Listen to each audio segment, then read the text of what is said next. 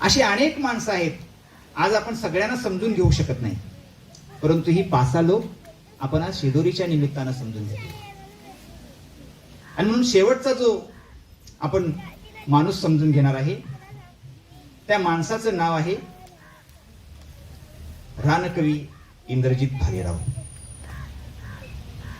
मी मुद्दाम ह्या माणसाचं चरित्र म्हणण्यापेक्षा गोष्ट तुम्हाला मी सांगणार आहे.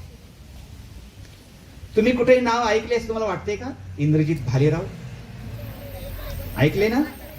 बरोबर, सांग बा. वासरू कविता. आणखी कुठली कविता? एक प्रसिद्ध कविता आहे, महाराष्ट्रभर सगळीकडे प्रसिद्ध आहे, 5वीच्या इयत्तेत आहे. तिथं राबतो कष्ट तो,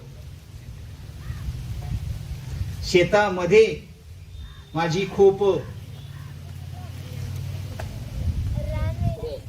हा, मुलांना काही माहिती आहे का? बरं, ठीक आहे.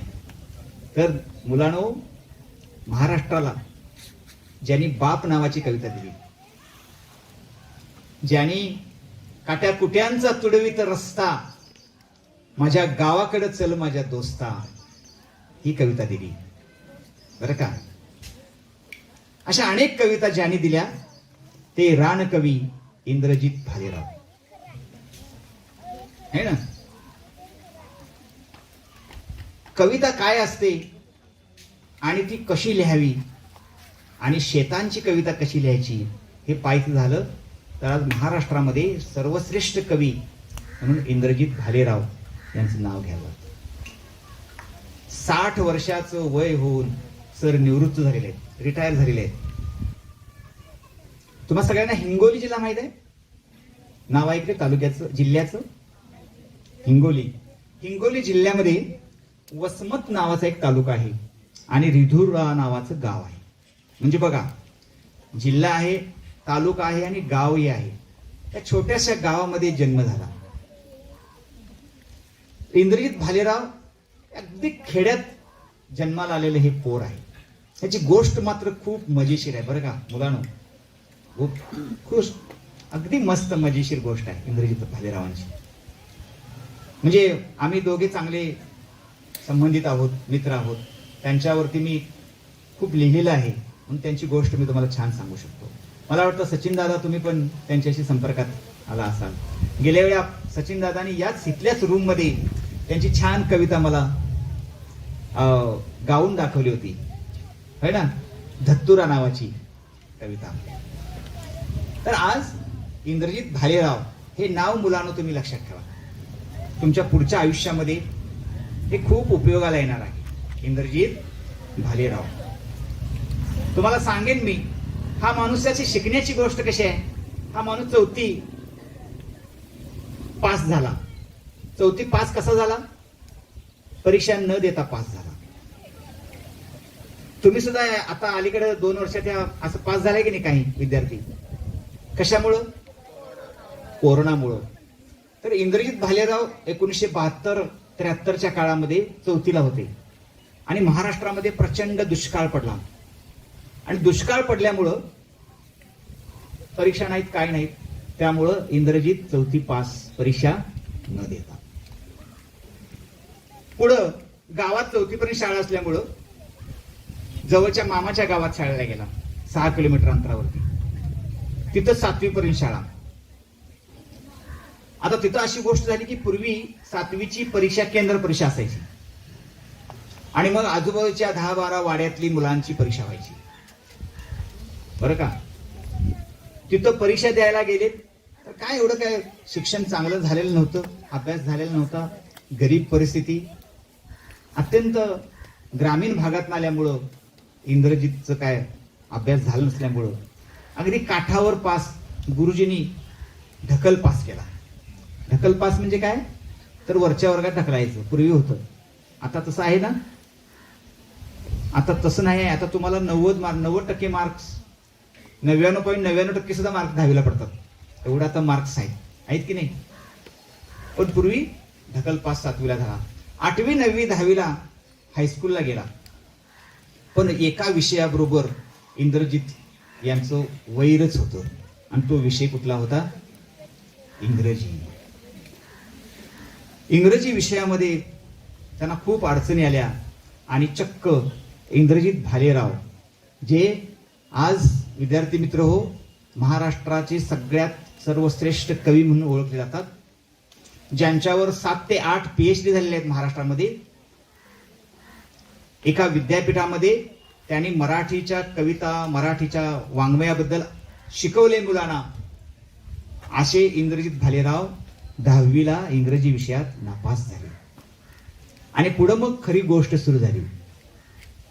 काय सुरू झाली तर पप्पा म्हणाले त्यांचे की आता काय करणार, 10वी नापास झालायस, आता एक काम करायचं, दर वर्षाला आपल्या घरातली गुरु राखायला 1000 रुपये आपल्याला खर्च येतो, तो आपण आता वाचवूया.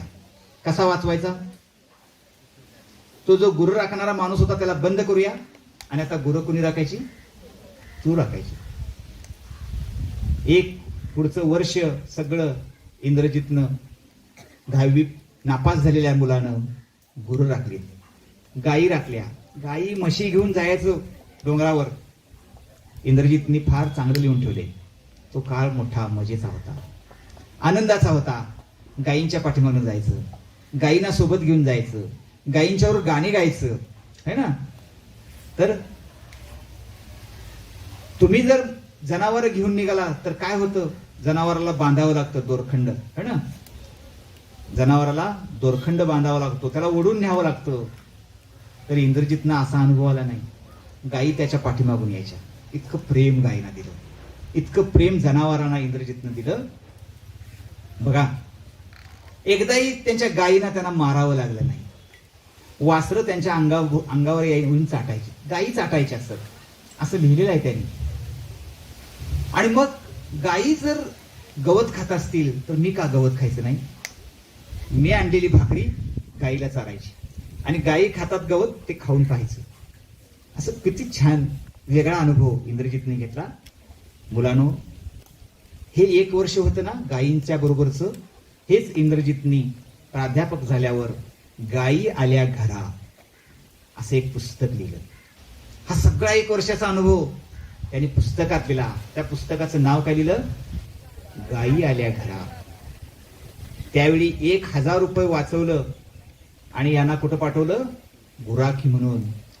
हे 1000 वाचवलंच, परंतु त्या पुस्तकानं यांना 40,000 मानधन मिळालं आणि शासनाचा 10,000 रुपयाचा शासनाचा पुरस्कार मिळाला. गायीनी, गुराख्यानं, म्हशीनी, त्या गवतानं यांना किती मोठं केलं हे इंद्रजितने त्यावेळी लिहून ठेवलेलं आहे. आणि मग 1 वर्षानंतर त्यांचा छोटा भाऊ होता प्रभू, तो हायस्कूलला गेल्यानंतर त्याच्या खोलीवर कोणतरी त्याला जेवण, भात, आमटी करून वाढायला पाहिजे म्हणून ह्याला पाठवलं. पूर्वी असं असायचं बरं का, भावाला वाढायला बहिणीला पाठवलं जायचं किंवा भावाला पण पाठवलं जायचं, तू त्याचं जेवण करून वाढायचं, मोठा आहेस तर. आणि स्टोव मारता मारता जवळच एका पोलिसाचं घर होतं, त्याच्या घरी पुस्तकं होती. ती पुस्तकं वाचनात आली, वाचनालय पाहिलं आणि वाचत वाचत वाचत राहिला. 1 वर्ष असं वाचनात घालवलं. आणि बाबा एक दिवस म्हणाले, हे अरे इंद्रजित, तुझा राहिलेला इंग्रजीचा विषय सोडव ना तू थोडा. आणि ते मनावर घेतलं. ट्युशन लावली. ट्युशन म्हणजे काय, क्लास लावला.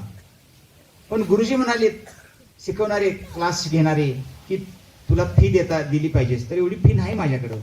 तर नाही, तुला मग ह्या खोलीच्या बाहेर बसून ऐकावं लागेल, शिकावं लागेल. शिकतो म्हटले आणि क्लास लावला. जमेल तेवढं शिकत राहिलेत आणि 10वी पास झाले, 12वी झाले, BA झाले, मराठीमधून MA केले, प्राध्यापक झाले आणि छान कविता लिहू लागले. आज इंद्रजित भालेराव हे कवी म्हणून आहेत, परंतु जेव्हा ते कॉलेजमध्ये गेले तेव्हा त्यांचा अनुभव सर किती विचित्र आहे. 10वी झाल्यानंतर कॉलेजमध्ये गेले तेव्हा सगळी मुलं पॅन्ट शर्ट टी शर्ट मध्ये होती आणि हा इंद्रजित मात्र कपाळाला गंध, कारण घराणं सगळं वारकऱ्यांचं आणि महानुभावांचं पंथाचं होतं. डोक्यावर टोपी, हा सदरा आणि धोतर. 11वीचा मुलगा धोतर घालून शाळेत जात होता, तो इंद्रजित होता. मुलांनी टिंगल केली, चेष्टा केली. एकानं तरी धोतरच ओढलं आणि धोतर ओढल्यानंतर इंद्रजितना जो राग आला पुरा बडवून काढलं त्या मुलाला आणि प्राचार्यांच्या पुढे उभा केल्यानंतर सत्यकथन सांगितलं. प्राचार्यांना याची बाजू समजून आली आणि प्राचार्यांनी सांगितलं की बाळ तू अभ्यास कर, तुला मी मदत करतो, तू खूप मोठा हो. आणि इंद्रजित आपलं कुठल्याही प्रकारचं स्वत्व न हरवता, इंद्रजितची गोष्ट मी तुम्हाला का सांगायला लावली, कारण इंद्रजित हा असा माणूस आहे ज्यानं आपली निष्ठा कधी सोडली नाही. आपल्याला जे करायचं आहे ना ते प्रामाणिकपणे आयुष्यभर केलेलं आहे, बरं का. आणि अनेक कविता, अनेक कथासंग्रह, त्यांची कादंबरी ही प्रसिद्ध आहे, त्यांचा ललित संग्रह प्रसिद्ध आहे. पीक पाणी नावाचा पहिला, म्हणजे त्यांनी सगळ्या निसर्गाच्या, शेताच्या कविता लिहिलेल्या आहेत. आपण त्यांची मगाशी मी तुम्हाला म्हटलं तसं एक कविता तुम्हाला बापाची कविता मी तुम्हाला सांगितली. त्या कवितेचं काय सुरुवात काय बापाच्या कवितेचं, शेतामधी माझी खोप तिला बोराटीची झाप, शेतामधी माझी खोप तिला बोराटीची झाप, तिथं राबत कष्ट तो माझा शेतकरी बापू. पाचव्या येते तुमच्या ही कविता महाराष्ट्र शासनाच्या पुस्तकात आहे. लेतो अंगावरी चिंध्या खातो मिरची भाकर. कविता कशी असते पहा मुलांनो, बाप कसा आहे. लेतो अंगावरी चिंध्या खातो मिरची भाकर, काढी उसाची पाचट जगा मिळाया साखर. बाप काय करतो, जगाला साखर मिळावी, सुख मिळावं असा प्रयत्न करतो. काटा त्याच्याच कापाई त्यानं काय केलं पाप, तिथं राबत कष्ट तो माझा शेतकरी बाप. अनेक कवींनी आईवर कविता लिहिलेल्या आहेत, पण बापावर कविता लिहिणारा हा कवी आहे, म्हणून याला रान कवी म्हटलेलं आहे. गावाकडे नावाची एक छान कविता आहे बघा. ही कविता काट्या कुट्याचा तुडवीत रस्ता, माझ्या गावाकडे चल माझ्या दोस्ता. हे ना, आता म्हणजे सगळीकडं शहरीकरण आलेलं आहे आणि असं असलं तरी गावाकडे जायला पाहिजे असं सांगणारं हे ही कविता आहे. काट्या कुट्याचा तुडवीत रस्ता, माझ्या गावाकडे चल माझ्या दोस्ता. ही कविता मी तुम्हाला गाऊनच दाखवेन, आवडेल तुम्हाला सचिन दादा? हो, थांबूया काय मला करायला. होय होय, काट्या कुट्यांचा तुडवीत रस्ता, माझ्या गावाकडे चल माझ्या दोस्ता. कशी उन्हात उन्हात तळतात माणसं, कशी मातीत मातीत मळतात माणसं.